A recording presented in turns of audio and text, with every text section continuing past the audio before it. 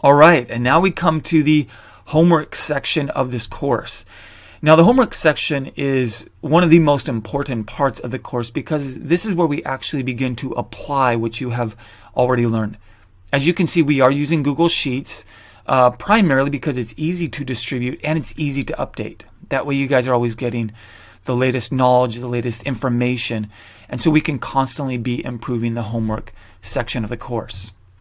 So on this first tab called Your Numbers, we have homework for you to fill out, and this is called Know Your Numbers.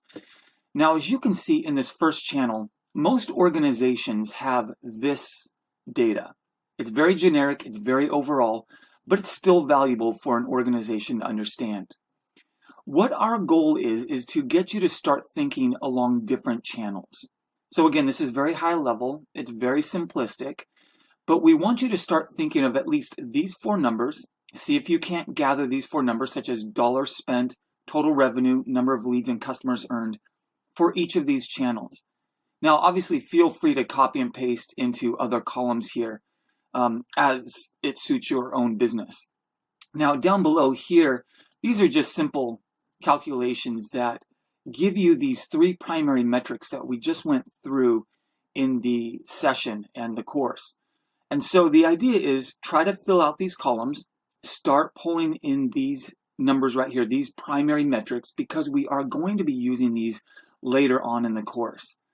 Now, I put in a blog link here because I found this really valuable. It's an infographic showing you how to calculate lifetime value from Kissmetrics.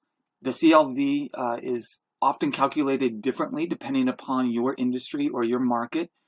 And so take a look at this. There's obviously different ways to calculate CLV.